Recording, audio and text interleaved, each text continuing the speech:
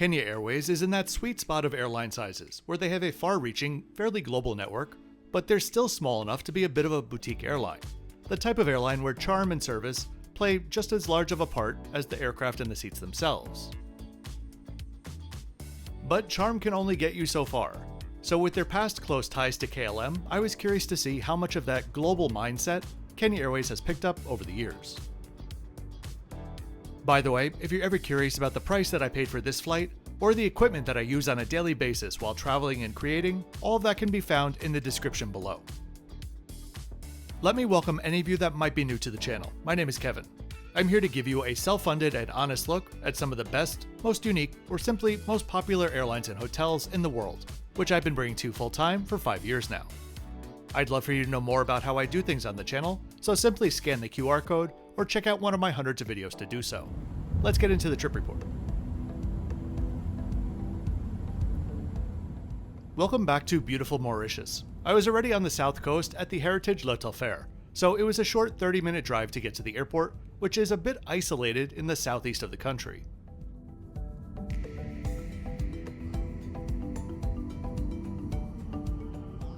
By the number of flights, the country's airport is the 30th busiest in Africa, with around 30 flights per day, but half of them are wide-body long-haul flights, with aircraft as large as the A380 visiting on a daily basis.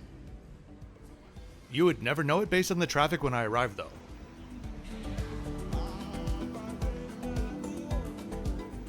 These flights on Kenya Airways changed a few times for me. I was originally meant to leave the following day.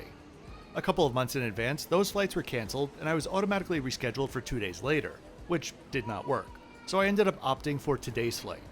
Even though I made my booking through a third party, Kenya Airways was very easy to call and deal with directly to get it all resolved quickly. This flight to Nairobi was meant to leave at 6:30 p.m., but early in the day I received a notification of a delay and we ended up leaving around 2 hours late. This had me stressing pretty much all day, since the new arrival time would have left me with an 11-minute transit in Nairobi. When I checked in, I asked about this and the agent, who was very friendly, said, "Oh, they'll hold the plane for you." I couldn't decide if that was sincere based on experience or just her way of passing the buck. Considering this flight is delayed over 30 minutes around a quarter of the time, I was hoping for the former. Once through security, the airside part of the terminal is small and functional. My ticket today included access to the Air Mauritius lounge.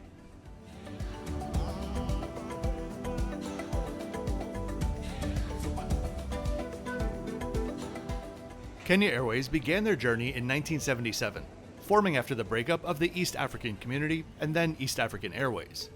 They started out with a pair of 707s to fly to London and Frankfurt. In 1996, the airline was taken majority private, with KLM taking a 26% share. KLM still holds a 7.8% share and sponsored Kenya Airways membership to SkyTeam in 2010, an Africa edition that they desperately needed.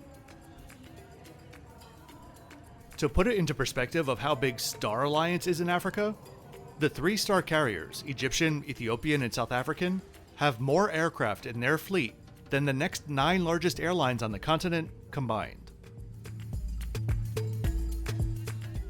Our gate was called, the last gate at the end of the terminal, in a part which didn't really feel like it was supposed to be open.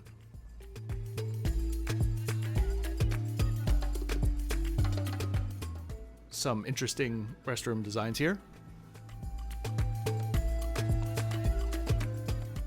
This is the best we're going to do to get a look at our 12-year-old Embraer E190 in the SkyTeam livery. Embraers are great aircraft. They're my favorite regional jet. But I will say there was something a little bit strange about flying a regional jet for 4 hours over the open water.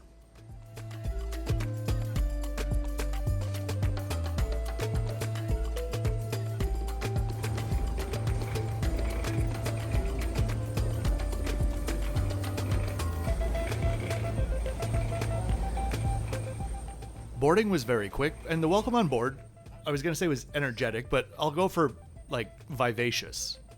Between the delay and how long this duty day is for the crew, back-to-back 4-hour flights, I was not expecting such a warm greeting. Here's my seat, 3A. These birds have true Embraer-style business class in a 1-2 configuration, with economy in 2-2. Solo seats to me are like the regional equivalent of Q suites on wide bodies, so I was a very happy camper. The seats were very well cushioned and comfortable with decent legroom and a massive storage pouch. If you're enjoying the video and would like to support the channel, there are many ways that you could do so. A quick like on the video and subscribe helps videos with the algorithm.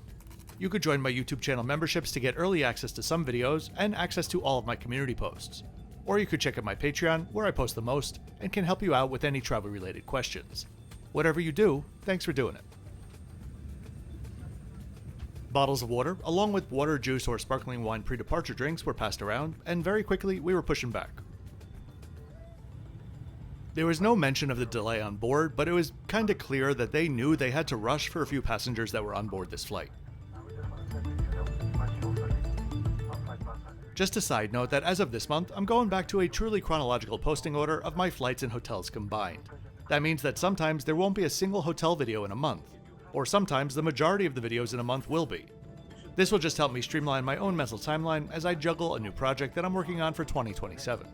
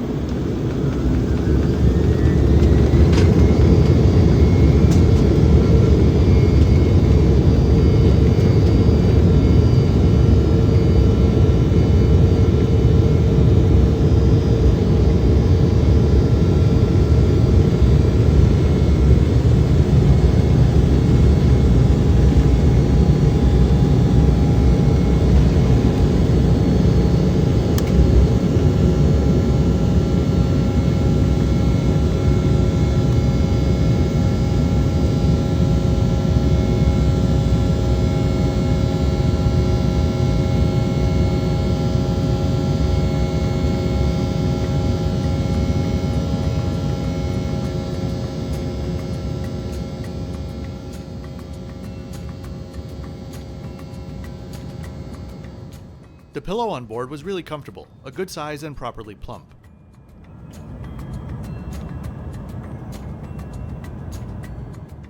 The blanket is one from economy. They ran out of business class blankets. When we landed, I saw someone trying to snatch 2 of them, so I suppose they're in high demand. The economy blanket was soft and, well, just tiny. Hot towels and menus were passed around. Besides flying over the water, there's something just, I don't know, it's not weird, but having a full meal on a regional jet like this, just not something I think I've done before. But it's par for the course for Kenya Airways, with their large fleet of Embraer aircraft. Choices tonight were braised shoulder blade, chicken makhanwala, or paneer makhanwala. I went with the chicken, which was served with coriander rice and buttered spinach. This came with a roll and a chocolate brownie, which I swear were the same brownies that they served at school lunch in the 90s. In a good way. The chicken dish was full of flavor. I scraped that dish clean. Overall, 9.1 out of 10. There were in-flight monitors on board which had a selection of movies, but you needed to have just the right touch to get it to work. Unfortunately, there was no moving map though, and the entire system was shut off around an hour before landing.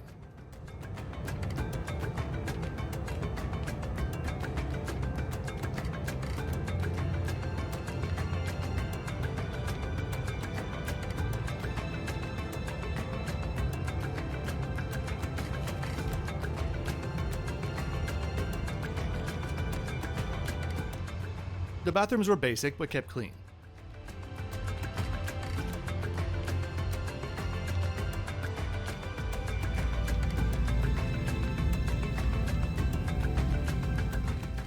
Service, during the actual service, was great. Really proactive and attentive, and all of the crew were super friendly. But as soon as that service was over, you could tell they all started to crash after a long day, which I don't blame them for. All things considered, I think I'm going to start Kenya Airways out at a 5. Especially for a regional aircraft, it was overall a nice experience.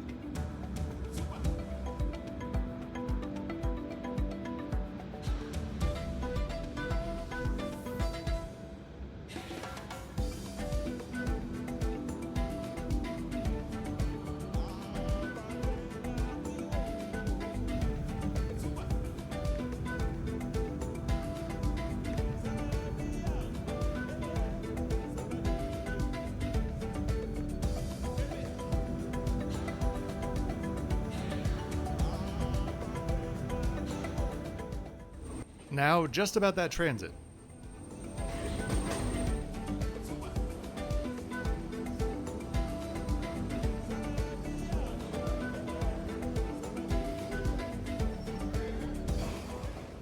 So I really do hope that you enjoyed this trip report today. If you did, please be sure to click the like button and subscribe with notifications on so you don't miss my twice weekly videos.